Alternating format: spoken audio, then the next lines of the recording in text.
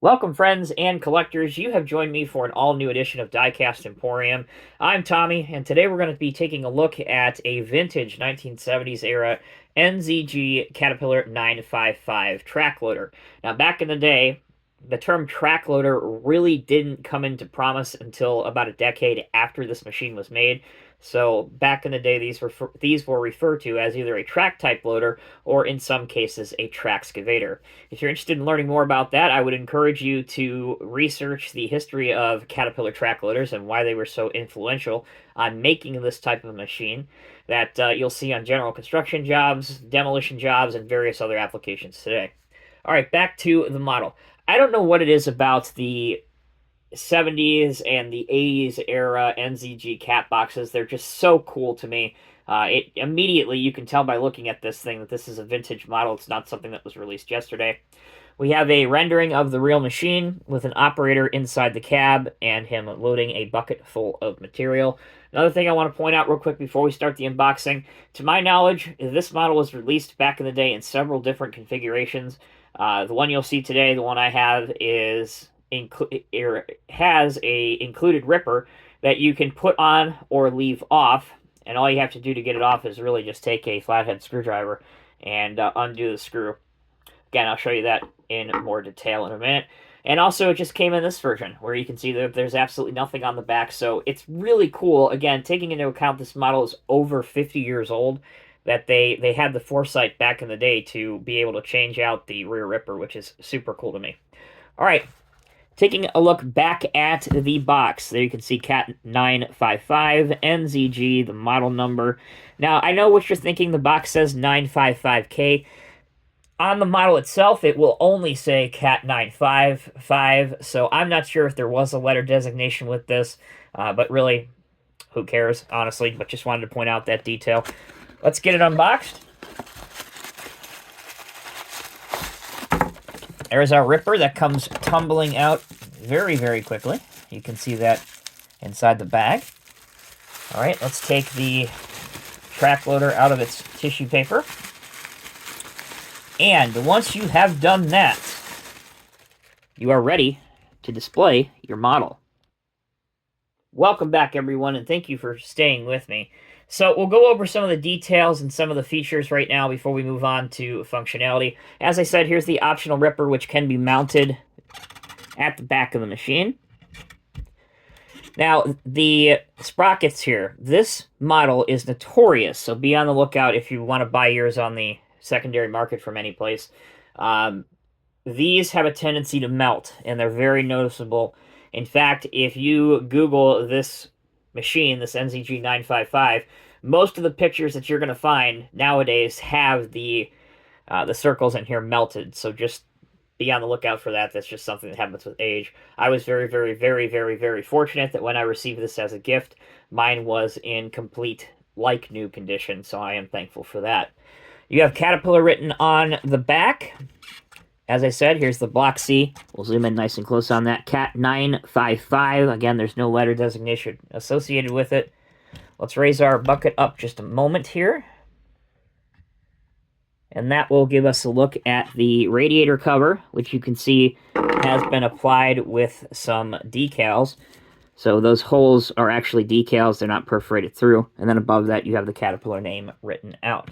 Strangely, though, and I'm not sure if that's like this on the real machine, but there's no corresponding 955 decal on this side of the track loader.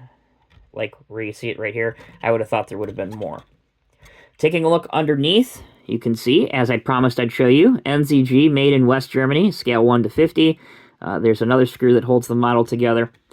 Okay, when we come back, I will have the ripper attached to the rear of the machine, and we'll go through some of the functionality.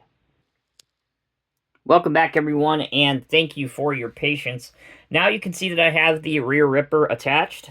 However, on mine, to begin the functionality, it doesn't want to stay in the up position, and perhaps that is just from years of storage, but it will drop down well beneath itself, as you can see here. Once again, there is the single screw that you need to undo to put the ripper back on the machine. You can see it right there. And I would recommend using as small as possible of a flathead screwdriver that you have only because the cylinder and part of the casting of the ripper gets in the way, and it can be pretty annoying to get this ripper on and off. Continuing on with functionality, the tracks are rubber. They will roll, but they are very, very old on this model, so I'm not going to do that and risk breaking them. Also, here's another nice little trick, and that is, as you would see a lot back in the day, if you don't like the closed-over version, you can get yourself a convertible version of the 955, so that I like a lot. You can see the exhaust stack and an air cleaner, the black operator's seat, as well as what appears to be, and I guess what you would say what passes to be, a couple gear levers, but very simplistic, as was the real machine.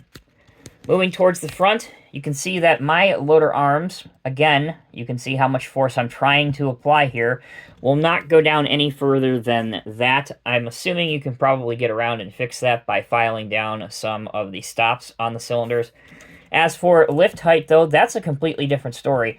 And again, for as old as this model is, it's not bad. You can see that it will raise up to a height of about there. So if you are loading a European style, which is also known as a low-sided dump truck, well, they call them tippers, but that's beside the point. Anyway, this will get over the side very, very easily. As for an American high-sided dump truck, I would recommend, if you're using this in a diorama, to build a small bench or a ramp. Again, something you would see in the real world. A lot of skid steers and other compact equipment use that to get over the side of large dump trucks. Speaking of dumping, let's see how our dump angle looks on the bucket. This has been engineered brilliantly, and you can almost go all the way down. Again, moving towards the bottom here. The issue is you can't get much of a downward motion. This is about as good as you're going to get. And then it will obviously come back and rest evenly here, but again, it doesn't touch the ground.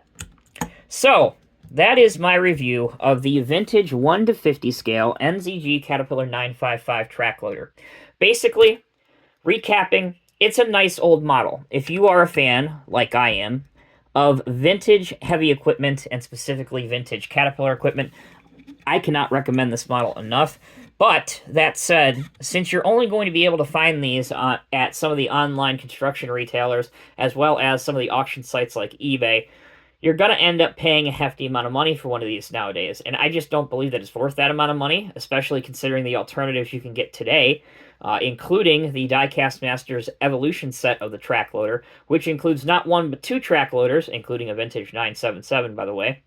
And a spiral-bound information book on the history of cat track loaders and track-type loaders for less than what you can get one of these at in good condition with the original box. So, again, bear that in mind.